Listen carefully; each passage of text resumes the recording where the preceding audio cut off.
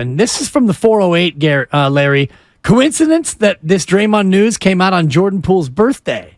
Today is Jordan Poole's 24th birthday today. Didn't know that. Yeah. Interesting text on the Comcast business text line. I mean, did it come out today? I mean, it came out, I guess, Friday it leaked, essentially. Yeah, I mean, it leaked the other day. I think it's really interesting that it came out on the day of the press conference. Like maybe Draymond wanted to hear maybe Draymond's representatives wanted to hear how they would react. But if they did want to hear how they reacted, one of my takeaways from the presser today was it really sounded like, and maybe they're just playing their cards close to the vest. Maybe they're just trying to send this message to the rest of the league. You got to filter everything at this point. It's the lying season, right before the draft. This is when people kind of throw a lot of misdirection out. But we expect Poole to be here for 4 years, at least the term of his deal, and maybe longer. Is that because he's going to be here for 4 years, or is that what you say to make sure that you're getting fair value in trade coming back? I don't know.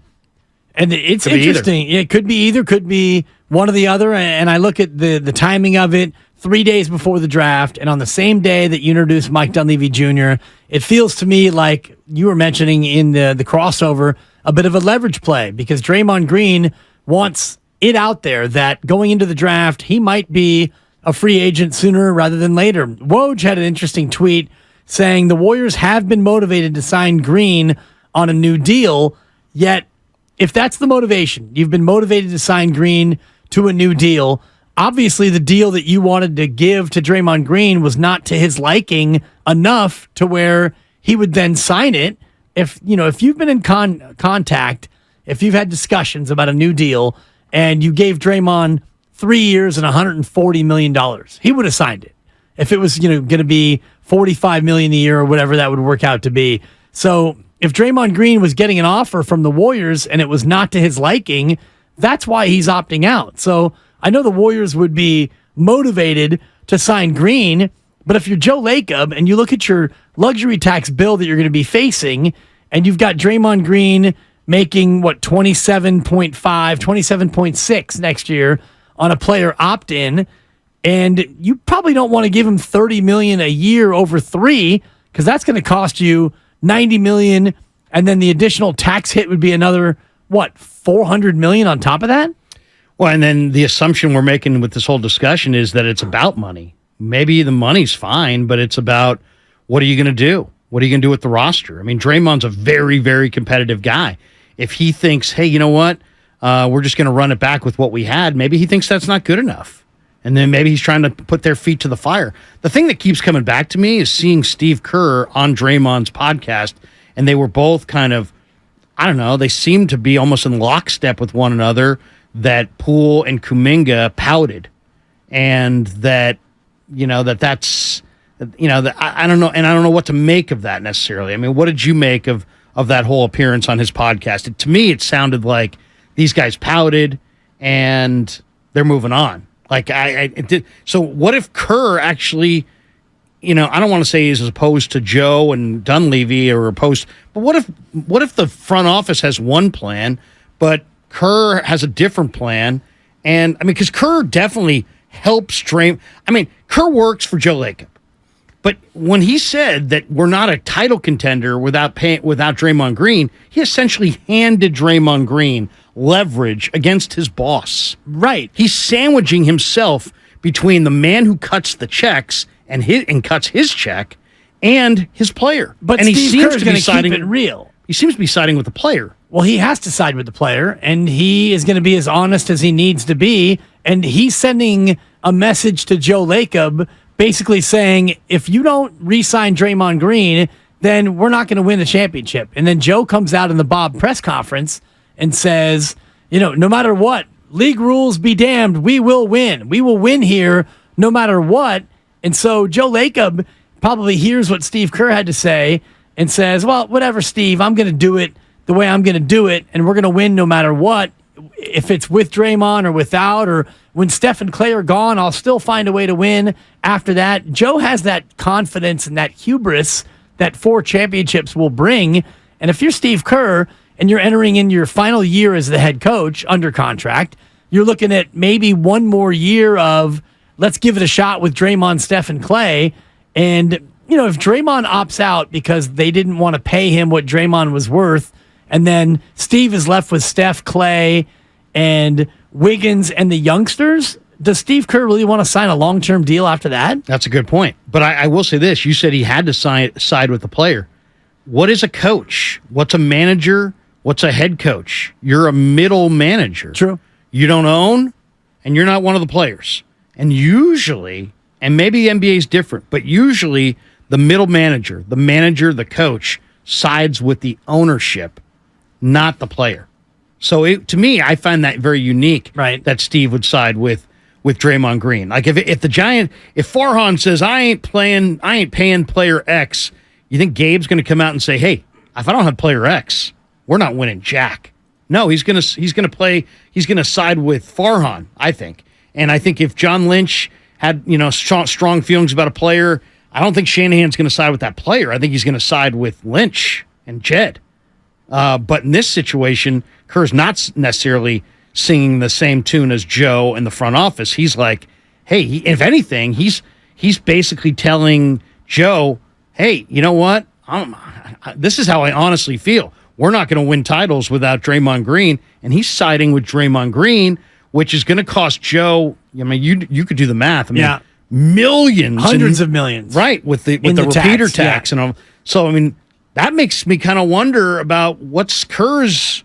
What's his end game? Yeah, and where is this going? I mean, is this? I mean, you don't find that's kind of interesting. It's pretty rare. Yeah, it's pretty rare, and also especially when it's going to cost your owner not just the dollars, right, the net dollars, but the tax penalties on top. I admire it though because I do too. He's not wrong. And if you've won 4 championships and you're Steve Kerr, what's the worst thing that's going to happen? You're not getting fired.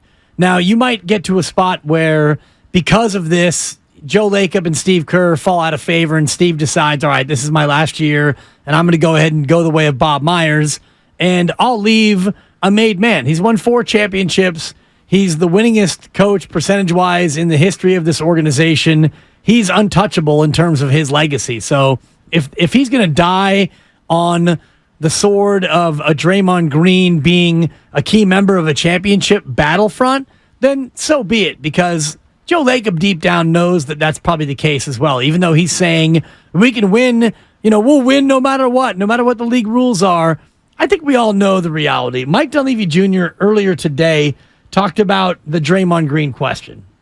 I think first and foremost, like it's been said, to be able to get Draymond back would be huge. From there, we would love to make improvements to the point of, can we add some shooting? Can we add some more versatility?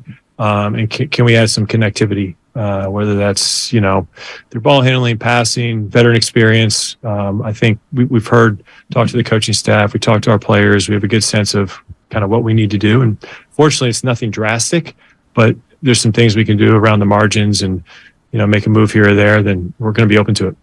The margins, Larry.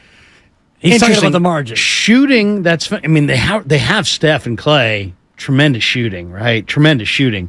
But I do find that interesting that he says add some shooting and connectivity. When I hear connectivity, I hear Chris Paul, don't you? I mean, that connectivity means a guy who can get our shooters the basketball. Connectivity to me means players who know how to play basketball. Right. Guys who know where to be, how to move the ball, how to run this offense. Veterans is what I hear when he talks about connectivity. And he started that with, Draymond. We want Draymond back. And I do believe they want Draymond to come back, but will the price point be too rich for Joe Lacob's blood, especially when you start to look at future years and you bring Draymond back for 3, you got to bring Klay Thompson then back, don't you, to keep the 3 core pieces all aligned contract-wise? Well, I don't know that I would read it that way. Isn't Joe on the record as saying that anybody outside of Steph Curry is available? And isn't it insanity to just say, hey, you know what? We're going to bring all of our key components back next year, except we're going to add a pick at 19, and we're going to somehow have a tremendously different result as our 3 best players get closer to the twilight of their career. I don't know that that's logical. That seems that seems like wishful thinking, does it not? It does, especially when you have a head coach in Steve Kerr that has shown a little bit of reluctance to play the younger players in large swatches of minutes. And so even this year where Patrick Baldwin Jr. didn't play a ton and Ryan Rollins barely cracked any time on the floor, and then he got hurt. And you look at Kuminga and his struggles to get meaningful playing time, and Dunleavy Jr. actually addressed Kuminga today as well, talking about how they're going to have to all work together and work hard on getting Jonathan Kuminga more minutes, and that includes Kuminga himself being able to earn more time on the floor.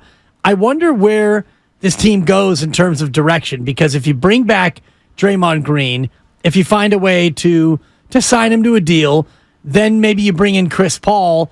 At that point, you got to bring in other veterans to me to really try to maximize this closing window.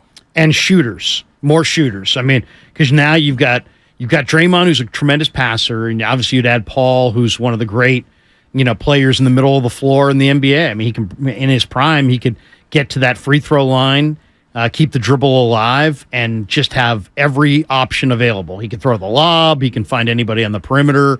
I thought his kind of, in his prime, he could break a defense down just by maintaining the dribble at the free throw line. And I'd love to see that in some ways. And I agree with Steiny that if they did have a Chris Paul, that would make me at least a little bit more open-minded about moving on from Poole. But once again, it's like, how do you get better? That's going to be, to me, it's going to be really interesting to see how do they get better. I think they got to have Green back, because it's not like if you lose Green, you can say, well, then we'll spend this money. No, you won't spend that money on anybody.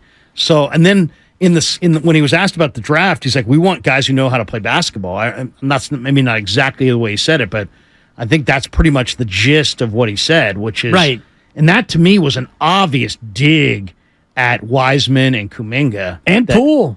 And possibly Poole too, yeah. I mean, I wasn't thinking Poole. And this from the 408. But definitely Kuminga and Wiseman. On the Comcast Business text line from the 408, connectivity is about being in lockstep with your teammates for a common goal and not pout about playing time, which is just one more clue telling us that Poole is gone. That's from the 408 on the Comcast Business text line. And I do think you can read it that way in terms of connectivity, one team, one goal. You don't need Steph Curry to have a pre-bus ride team meeting to basically call guys out and say, look, if you're not sold out to try to go out there and win this game in Sacramento, don't even get on the bus. That's not connectivity. And that's a great point. I also think, we should almost group this presser, each answer, as it was said because he means it, and he was said for effect. Like the Poole thing, to cite the 4 years. Is that said because, you've got a league that knew that Jordan laid an egg in the playoffs and knows that Draymond and Poole don't get along or didn't get along, at least to the point where Draymond punched him. Is that just a statement that was made to protect the value, so it's not just a fire sale and you're not taking back what you got for Latrell Sprewell? I mean, when Sprewell choked out Carlissimo once upon a time, for some of you younger Warrior fans who don't remember. Thanks. And Warriors were at a loss, right? So it was like they had to take anything that anybody was offering, and they took terrible contracts and Starks, Chris Mills, and Terry Cummings, guys that had no future, huge bloated contracts. That's not what they want. So was what they said today about Poole more for, do you take that at face value and Poole's going to be here? Or was that said to maintain his value?